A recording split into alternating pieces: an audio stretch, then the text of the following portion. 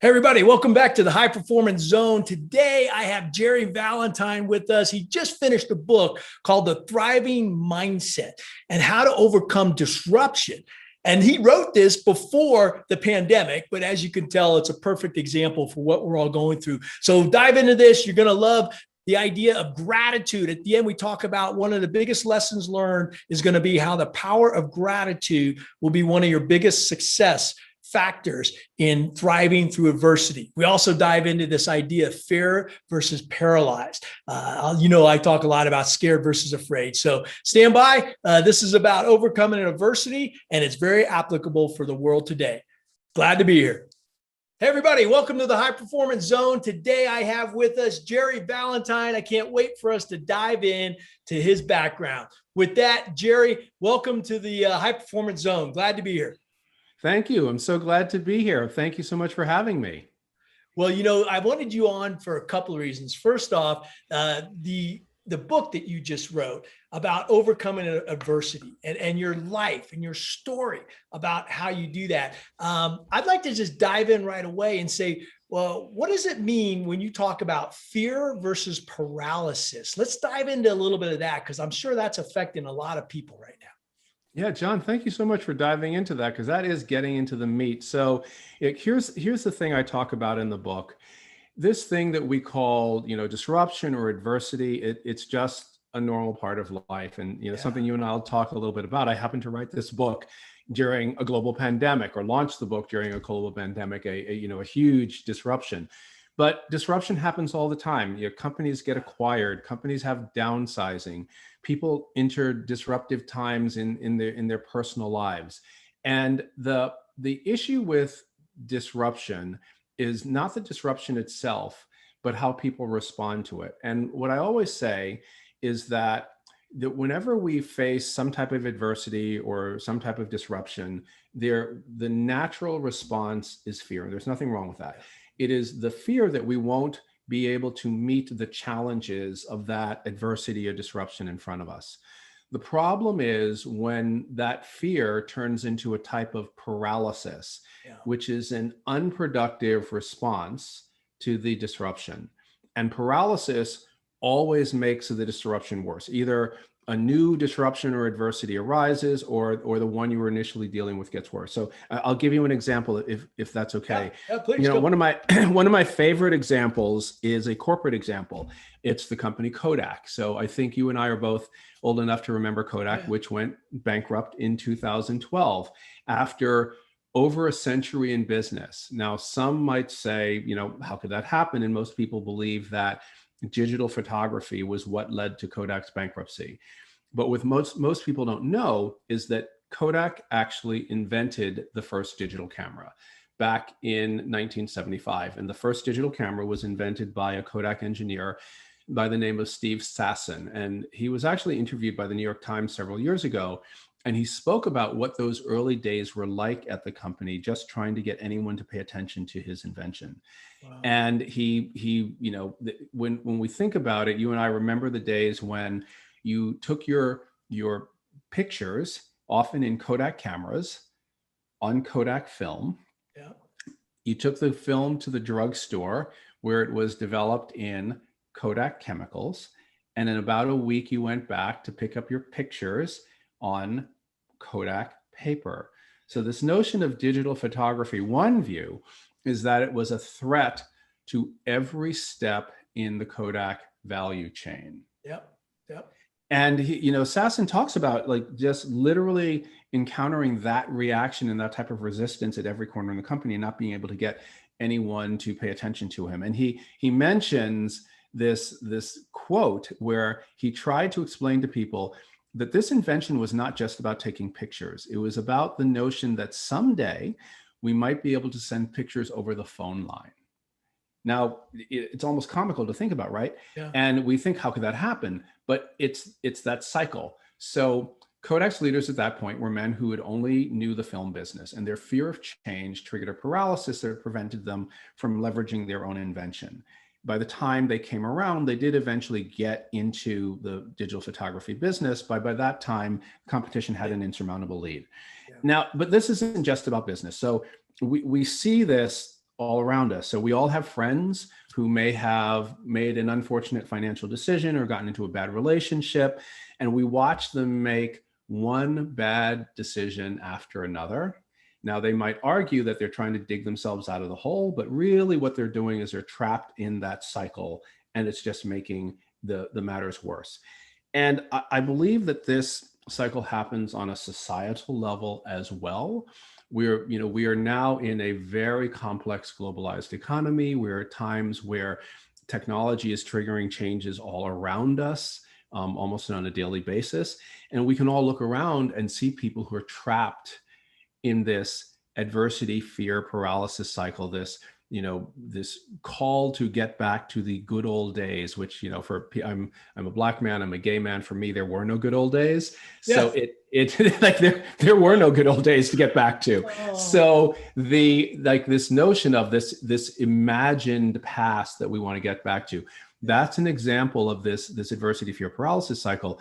And the danger of that is it prevents you from looking squarely into the problem and making what I call a courageous leap.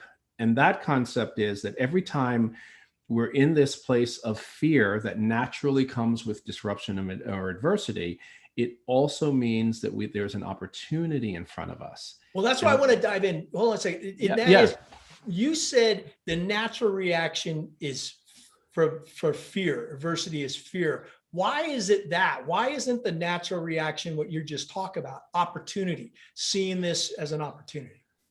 So I think that, it's a great question, John. I think fear is human nature, and I actually don't think there's anything wrong with fear. And I think one of the challenges we get into is that we can pathologize fear. And I don't believe in pathologizing fear. I believe in looking at fear as natural. It's something that literally keeps us alive. And what I often tell clients is there's nothing wrong with being afraid. It's what you do when you're afraid that counts. Yeah. And so what I tell people to do is, rather than resist that fear, to actually go into it, and then to start using it as a springboard into opportunity. And I think you can use that notion, excuse me, of fear as the energy that comes with it, as that springboard of opportunity. And physiologically, when we're afraid, we get an adrenaline kick, and that's what allows us to accomplish great things. I would when people enter that place of fear, rather than resist it, what I encourage them to do is name it, and then decide what's more important than the fact that you're afraid. So let's two questions here. This is awesome. First off, I like to say it's okay to be scared, but I try not to be afraid. And I think we're talking about the same thing, but we're just using different synonyms here. So the idea here is, like, I love the idea of being scared. Scared says, holy cow, there's a pandemic, or now even we're coming out of the pandemic. What does that mean for me? What does it mean for the business? What does it mean for the people? And that's uncertainty, and that's okay. I agree with you. You get that energy when you have that, right? What I don't like is when it gets into that paralysis, right? When it gets into that. Exactly. So talk to me more about, if somebody's listening, how do we go from seeing a situation, and let's take coming out of this right now, because there's a lot of change going on in the world, right? So how can we look at this as opportunity versus fear? Yeah. So you know what? One of the things that I tell people all the time is, when you're afraid, and I think we do have that. I think there's a slight semantics difference here, but I think we mean the same idea. Maybe what we would, the place in the middle is being held captive by your fears. Okay. Like, you to never be held captive by your fears. One of the things that actually, my book is about I call them 11 dimensions of what I call a thriving mindset, which is it habitually putting in place day-to-day practices that allow you to take those courageous leaps. Yes. Into fear and into opportunity. So one of the things that I talk about is this notion of curiosity. Okay. So at times of great uncertainty, like the one we're in, I advise people to meet the fear or the being scared, as you call it, Yep. with a sense of curiosity. So, one reaction, we're coming out of this pandemic. I actually believe that, well, we're not sure if we're coming out of the pandemic. Let's knock on wood, hope that we're coming out of the pandemic. But the world around us is going to change. We're not going back to what we were before. Yes. So I advise people to become curious about the possibility. So I wrote an article recently about leadership skills for coming out of the pandemic. And one of the things I advise people to think about is the fact that, you know what, the past wasn't perfect. It was just what we've known to date. So now we have a whole bunch of possibilities in front of us. So, one thing we're talking about in coming out of the pandemic is that, virtual work is not going away. Large numbers of people don't want to go back to the office. Some people do, but large numbers of people don't. Companies are thinking about the economic efficiencies of reducing office footprint and, having a virtual work or hybrid workspace everywhere. Something that virtual work leads to is not just work from home, but work from anywhere. Mm-hmm. So now we have the possibility of your home does not necessarily need to be within commuting distance of your office, and the office means some.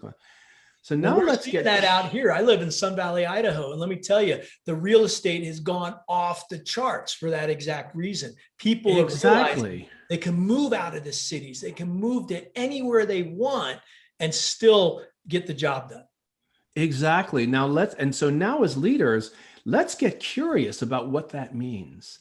So let's go back to that place of like being afraid or fear or paralysis by fear. So, there are many leaders that, 2 years ago were enormously resistant to this notion of virtual work because they believed that, if I can't see you, how am I going to know whether you're actually getting the job done or not? So, that notion of leadership needs to go out the window because that is not going to work anymore.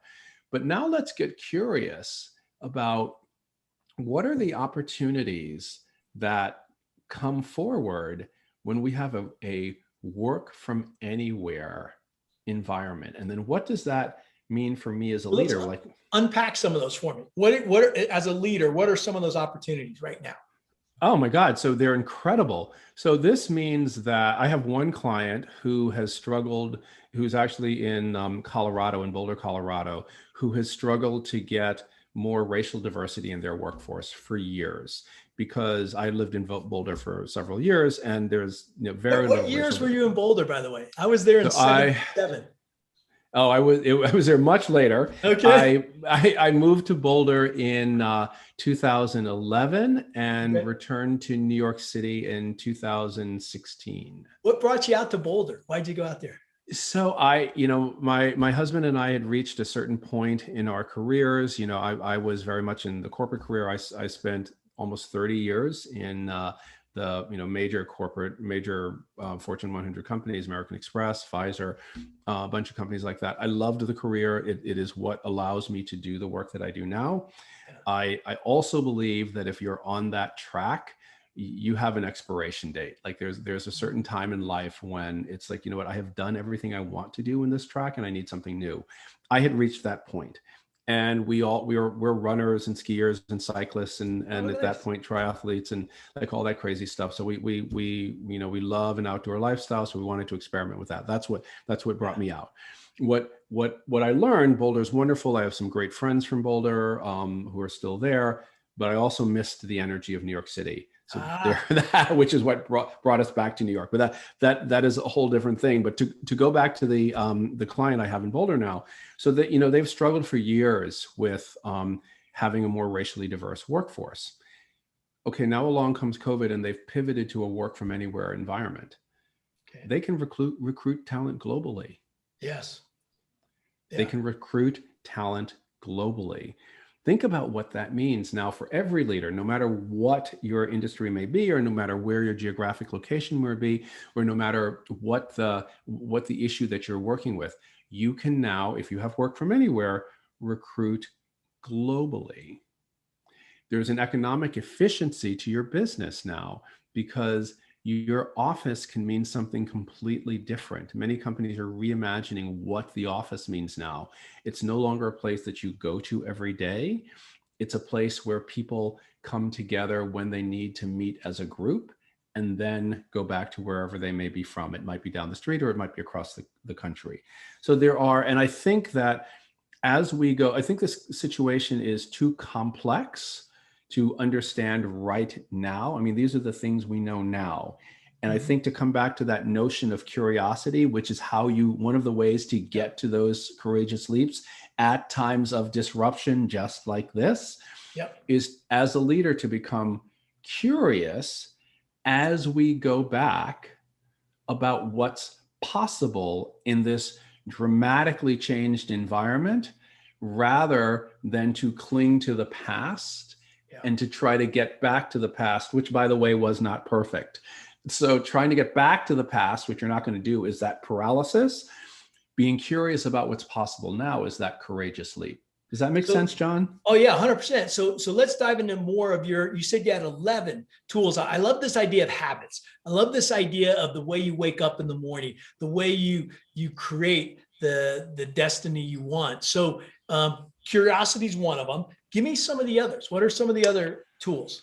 So another one that I encourage, and I really encourage people to think about it right now, is creating something that I call social capital. And it's a notion of who we surround ourselves with. So I believe that we are tremendously influenced by the people that we bring into our circle. And the notion, and one of the most important things to do at times of disruption or at times of adversity, is to start having more conversations. So this is the time, particularly if you're in leadership, to start reaching out and having more conversations with those people in your circle who also tend to meet life with a sense of curiosity. Because when we do that and we combine our curiosity, that's when we find more solutions and more interesting solutions. I had a client a long time ago who was a tech entrepreneur, a fairly not fairly successful, a very successful tech entrepreneur. And he had this great saying that I caught. He said that he believed that a major part of his job as a tech entrepreneur was to get cards into his metaphorical Rolodex. I mean, none of us have hard copy Rolodexes anymore, but to fill that out. And the reason he believed that was an important part of his job was because at some point he was going to encounter a situation that he didn't know the answer to. And his success, the success of his company, the success of all the people who worked for him was going to hinge on whether he could reach into his metaphorical Rolodex and find someone who could help him. And when I heard this, I thought, wow, that is true for you, but that is true for everybody. Yeah. We are all going to encounter situations which are during times of disruption that are beyond our experience to address.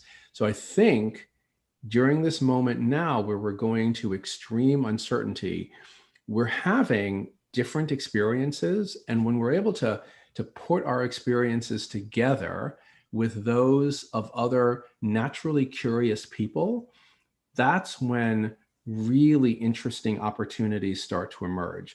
But it's not just at these moments when we build our social capital. I think that one of the practices we need to put in place every day is to always have those conversations, to always be reaching out, to find those people the people that we really click with, that are other curious mindsets or other lifelong learners, such that we can build that social capital that we'll need at times of disruption. Does that make sense, John?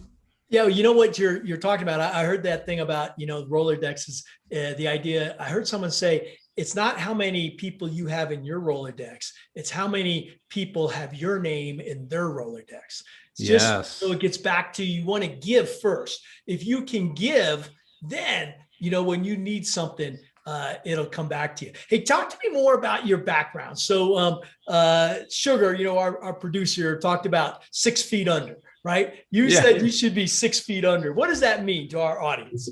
So, I did a TED talk not long ago, and I had a great line for starting it is that, what, I wasn't supposed to be here today. And it wasn't because I had other plans. It's because statistically, a Yeah. man who comes from my background, I'm a Black man who grew up in 1970s New York poverty, to a single mother. If you look at the statistics, there is a 6% probability that, coming from where I come from, that I would have the life that I do today, and a much greater probability that I would be 6 feet under. And what has, I was very lucky. I, got some great scholarships. I left the environment I was born into to earn an Ivy League degree, to have gone to an MBA, and then, the corporate career that we talked about. And now I'm running my own business. And the thing that stood out to me during my corporate career is that the skill that I was really good at was overcoming disruption, which is why, literally why we're talking today. That is what my book is about. When I went on to lead people in the corporate world, what I recognized was the thing that I was great at helping people on my team through was to thrive and overcome disruptive times. And if you work in the large corporate world, there are always disruptive times. There's always something going on. And in my coaching, Give me an example of one of those times when you were in the corporate world that you helped people overcome. So, one of the things that's very common in the corporate world is downsizing and restructuring. There you go. Yeah. So I many years ago, it was actually when I was with American Express, we did, one of the 100,000 restructurings that went on. And the way that this particular restructuring was done was the organization announced a new org chart for this particular department with no names. So the positions were defined, no names. And the way the restructuring was going to be done, or the reorg was going to be done, was that everybody had to interview for a job. Nobody had a job. So Here's the org chart. Start from the top down, interview, and we're going to repopulate the org chart. That is a disruptive change. How did that turn out? How did that turn out? Now that I'm an executive coach, it is not a strategy that I recommend. Okay. It is, I can say, having experienced that strategy, I would never recommend it. And what happens is, it sets people into tremendous turmoil. There is uncertainty. People have mortgages, kids, all of that, and you don't know what the future is going to bring. And, that's kind of life. You know what the future is going to bring, but this is a very tangible way. And I tell that story because it's kind of one of these examples of dealing with disruption. The thing that I like to say is that adversity and disruption cause some people to break and other people to break records. So, nice. Tell me the difference. Tell me the difference. Why would let me go. Go. Right. Yeah. So let's go back to this corporate restructuring example I'm talking about. Right. Yeah. So now you're in this incredibly, pressure-laden environment. You've still got your job, but you don't have a job in the future. Everybody's interviewing. It's competitive to get the jobs. Of course, the new org chart is smaller than the old org chart would be. If you let your performance falter, and if you let the pressure get to you, that's going to impact your ability to become part of the new organization. And it's going to make you more likely to be one of the people who are broken. So the people in that situation who were able to deal with that disruption by keeping their head down and saying, all right, or simultaneously keeping their head down, like, I'm going to keep the trains running well on my part of the business, while also presenting my best self in these interviews that are coming up, those are the people who are going to land well. The people who are undone and overcome by the uncertainty are going to be the people who are not able to present themselves well and are less likely to thrive through this disruptive change. So the people who kind of get this cycle we've talked about, right? So you have that type of a reorg. So huge disruption, a lot of fear that comes with it. if you allow that fear to turn into that paralysis, which is not being able to show up as your best self every day, the outcome for you is less likely to be good. You're less likely to become that person who may even move up during this time of change. Does Yeah. that make sense, John? Yeah. Let's talk to me about how you yourself show up with your best self. So how can somebody who's in, let's say, that challenging situation right now show up as their best self? What tools can you give them?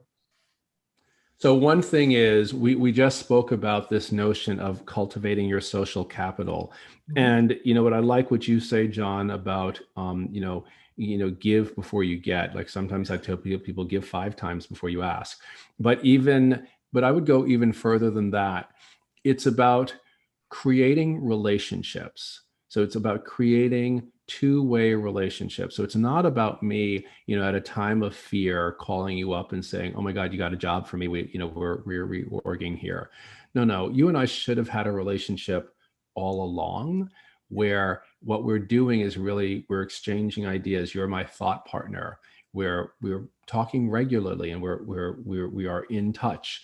If during this time of disruption right now, where we're many leaders are looking at how do I lead into this rapidly changing world, it's about those people around you that you've surrounded yourself with.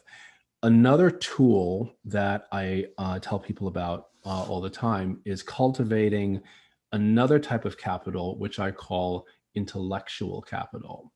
So we are at a time in human history where we're coming out of the time where knowledge was king. So when I graduated from undergrad in '85, grad school in '88, and that was when we were pivoting, into the information economy where knowledge was king, and it was about having, my undergrad's in electrical and computer engineering, which STEM degree, which is still very valuable, and that's a very valuable set knowledge base. But it's not, we're in a time where knowledge changes so quickly that whatever you learned before is going to become outdated very fast. And intellectual capital is about arming yourself with what I call 4 layers. So it's a pyramid of 4 layers. So the first thing is foundational knowledge. Like we all need today to deal with today's world, a large amount of foundational knowledge. And those tend to be things we get through formal education. Layered on top of foundational knowledge is an idea that I call critical thinking, which is an ability to use foundational knowledge in unanticipated and novel situations. Great. So to pull it back to what's going on right now, we're going into a new work world. We all have lots of foundational knowledge, but our ability to use that foundational knowledge in novel situations is what makes the difference. Then layered on top of critical thinking is social intelligence, our ability to develop relationships and to work well with others. So let's think about it. We're going into in this post-COVID world, we're going into a world of distributed organizations. That's what's going to happen, right? So we're gonna have work from anywhere, which means that we will potentially be working with people even more so in the past, literally all over creation. I am a solopreneur. I regularly collaborate with people in other countries in order to get some of my work done. Yep. Being able to deal effectively and productively and create productive relationships with people, a wide variety of people, is a very specific type of intelligence. So when we layer that intelligence on foundational knowledge upon critical thinking, that social intelligence helps us better thrive through these times of disruption. And then the top of the pyramid is something that I call self-education. And that's the notion that we're in a time when knowledge is changing so quickly that we cannot count on what we've learned in the past to take us forward. And so each of us needs to be actively engaged in a lifelong process of self-education. And when you layer these 4 things, foundational knowledge, critical thinking, social intelligence, and then self-education, that is one of those things that at a time like this in particular helps you thrive through these times of disruption. Yeah, I love your pyramid. I often think about it like this. You have knowledge, understanding, and wisdom, right? And if you think Mm-hmm. about it, that's your pyramid, right? The foundational knowledge, there's lots of knowledge out there, but the real key is, can you use that knowledge under different situations? That's understanding, right? And Mm-hmm. and I like when you talk about understanding is this idea of actually teaching it, right? They've always said, if you want to learn something, become a teacher, right? Teach what Mm-hmm. you're learning. But I love the wisdom piece. Your two top ones to me are more about wisdom, because it talks about when I do this and how do I continue to grow. And I got another mantra for you. It's learn, grow, give. Okay. I definitely agree with that. And I think it's right in line with your I, pyramid, I right? I love the way we're putting these ideas together, kind of interleaving these ideas. I think about that. You know what you're talking about. What I'm sorry, knowledge. What were the three layers in there? Understanding and wisdom. And wisdom, right? Yeah. So I like that as like a an additional dimension. So Yep. I surprise, John. I like complicated ideas. I'm sure you've not you've not recognized that to this point. Exactly. So like if we think about that there's an intersection, like two different dimensions of this, right? So Yeah. and then let's apply time, because Yes. we're at a time when human understanding is rapidly evolving. So, I encounter, a number of people, and I say this with no disrespect, who are looking to get back to like a simpler time. Like, let's unplug from technology and, let's get back to a period where we were more human and all of that. Now, one part of that is I definitely agree with this notion of, healthy habits around using technology. I think that's very important, that it's easy to become unhealthy with our use of technology. But something that concerns me is when we talk about stepping away from knowledge, because throughout human history, once the genie of new knowledge has been released from the bottle, there is no putting it back. Right. Like we as human beings have never once stepped back from the forefront of knowledge. The issue is learning how to use new knowledge. And so when people talk about, I want to step back, I don't want to use so much technology. Okay, well, what technology are you talking about? So are we talking about cell phone technology? Okay. Do we want to stop using refrigeration? Yeah. Do we want to stop using, I don't know, the internal combustion engine? Do we want to stop using fire? Do we want to stop using the wheel? Like how far back we tend to think of technology as only electronic, but that is not true at all. It is all technology. It is all the forefront of human understanding. Here's the way that and I think that notion of stepping back from technology can be another part of that fear cycle. Mhm. So that paralysis cycle. So technological change, rapid technological change, is frightening. I don't think there's anything wrong with that. How you respond to it is the question. So here's an example I like to use. So we think about a prior disruptive period in human history is the Industrial Revolution, one of my favorites.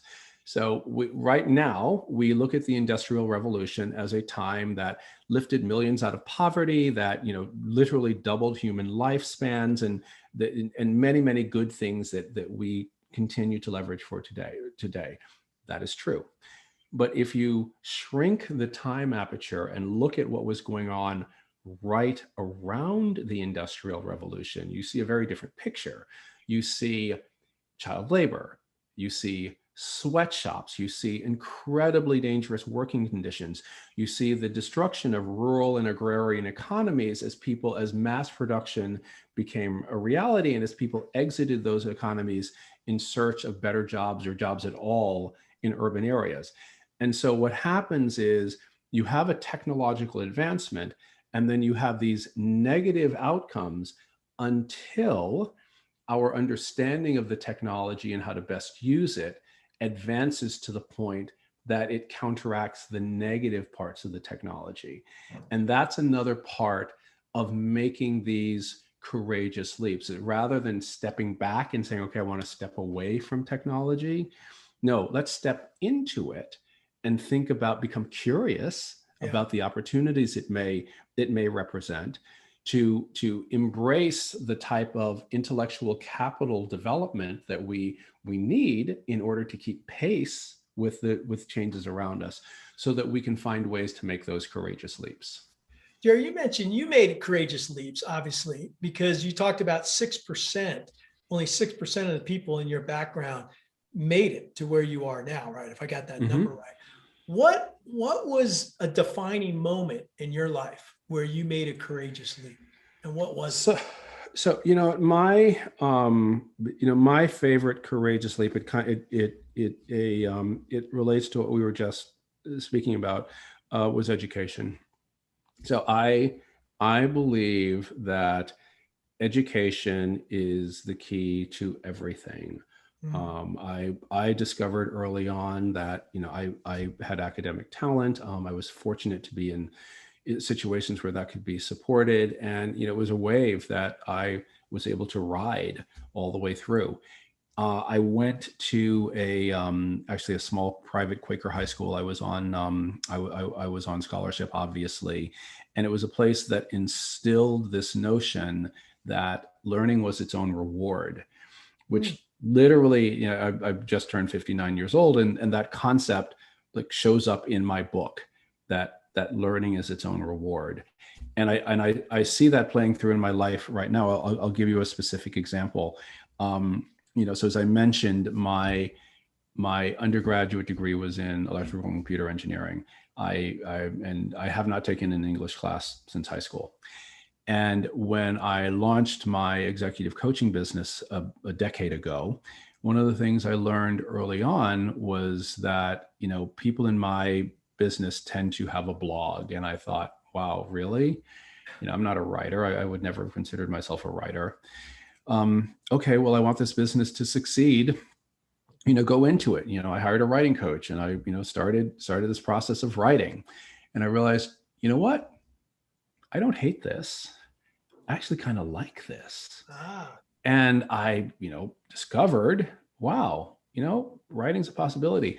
And I did some intentional work to develop my capability as a writer many years after my formal education had ended, because that's what it takes to be successful in the field I have chosen now. And along the way, it culminated with what I now am saying my first book, because I have a concept for my second book. Which is what? Let's talk about the concept real quick. Then we'll go back to your book. Sure. No, of course, I get a chance to talk about my new idea for the book. So my first book is The Thriving Mindset: Tools for Empowerment in a Disruptive World. Yep. And the process of writing that book is much of what we're talking about here today. I thought about many of the things that, I taught people who I've led during my career, that I teach my clients. And I started going deeply into, how did I learn those lessons, and what's behind those lessons? And then I've told those stories. Many of them are very personal stories. And then I end each chapter with, okay, and these are the practices you can put into place every day, so you can have in your life these 11 dimensions of what I call as a thriving mindset. As luck would have it, I launched this book during COVID, a global pandemic. And the book is actually not about COVID. I'd thought about all of these things long before COVID. But and as I was launching the book, I had to think about, do these lessons really apply to the current moment? And they do. So I'm very happy about that. The book is out there. I've gotten great response to the book. I'm very grateful. And now it's occurred to me, you know what? Let's not squander this moment of coming through this disruption. So my next book is going to be a follow-up, where I'm going to spend the next year, as we come through this time that you and I are talking about, as people adapt to this disruption of COVID. I'm going to be interviewing a number of business leaders and a number of community leaders, nonprofit leaders, about what they learned in thriving through this disruption, what went wrong for them. And I'm convinced that if I do enough of these interviews, patterns are going to emerge. And now I'm interested in coupling what will become that book to my first book as the next step. Because again, what I'm really interested in is this notion of how do we thrive through disruptive times? Yeah. Because I actually believe, to go a little bit more deeply into something you'd asked before about my reasons for writing the book, I think that as a society, we do a terrible job of preparing people for disruption. That is why, that is really, I believe, the thing that is holding us back, certainly in this country, from addressing some of our most serious problems. It's that people, are enamored of a past that actually never existed, and that hampers our ability to look squarely into disruption, learn the lessons, and then grow and evolve from that disruption. And I believe that if we can, as individuals, as corporate leaders, as nonprofit leaders, and as a society, prepare more people to thrive with the tools to thrive through disruptive times, that's what's going to be important to our survival. So that's why I'm going to write another book. I love it. Let's as we wrap this up, I want people to get a sense of that first book. So you mentioned curiosity and I think social impact, social interaction. What are some of the, give me your top three. You said you had 11. What are the top three tools that people need, tools or mindsets? Sure. So my top three are, one of the things I call the power of persistence. So when nice. one of the things that people learn as they make these courageous leaps is that it's not a linear process. So when we try to leap out of disruption and towards opportunity, there is, it's always harder than we anticipate. And that's actually a good thing, because there's, I actually believe that there's a 5-step process to making those courageous leaps. Oh, you got to tell me that. I mean, come on, you got to tell me what's the 5 steps? Okay. The 5 steps are envision and leap. Yep. Fall. Oh, that's when, because what happens is we envision something, we leap for it, and then reality hits. It's like when you take that new job and it's like, oh, wait, my boss is now a nightmare. Or when you start a new business and realize, oh, wait, this is much harder than I expected. Yeah. And fall is followed by something I call struggle, which is like a U shape. And that's where you're in it. That's when you learn about it. And through that struggle phase, that's where the power of persistence lifts you up. And in the book, I talk about how you put in that power of persistence and how that lifts you up. It's actually a lesson I learned from my mother many, many years ago. When after the struggle comes evolve. Yeah. And that's where, because the issue is, when you took the courageous leap, as well-intended as the leap may have been, there are inevitably things that you did not understand during that process. Those are the things that you discover during the struggle. And what will happen is that your vision of that leap will evolve. And that's what happens during the evolve stage. And then after evolve comes achieve. And that's when you achieve whatever the opportunity was, which in many cases is slightly different than what it was when you envisioned. Yeah. So we've now gotten to 2 of them. So there are the 5 stages of the courageous leap, because it's not just one. Okay. There's a power of persistence, which is the other. And then my third favorite, which is something that it's on the softer skill side and something that catches people by surprise. It's something I call the journey to self-acceptance. Oh. So these are, the things I'm talking about are ways that you deal with, tough circumstances. I think we're sitting in front of, one of the most, exciting times in human history. I mean, I think that some of the things that are in front of us are promised to be, have incredible opportunity, where we may deal with some social justice issues that have lain dormant for centuries. We have new technology, which is really exciting. We're reimagining workplaces, all kinds of stuff. Most of the people I have ever worked with, however, also struggle with some type of lack of self-acceptance. Like, everybody has that thing, like some people call it their imposter syndrome. There's always that thing there. And one of the things that I found to be critically important is to help people look into that place where they may not be fully accepting themselves and find that way to fully value everything about themselves, because that's one of the most important ways that you find the resolve to make these courageous leaps. Nice. Nice. Give me, I want to finish up with two questions. One is, what do you live by? I always like to ask my guests, is there certain mantras? Are there certain sayings? Are there certain deep values that you have deep inside of you that you live by? Just share a couple of them with us. Yeah. So, two of I'd say my two biggest values are, I live for challenge. I mean, I really do. I like challenging myself, intellectually, physically, all of the ways that it's out there, and for no reason other than challenging myself. And the second thing is, which you may have gotten hints of during this interview, I live for learning. Like I believe that, intellectual development, like that's the reason to be alive. Like learning new stuff to understand more and more of the world and universe around us, whether you're talking about, the physical universe around us, or the world around us made up of other human beings, or the, the living planet that we're on, whatever the domain may be.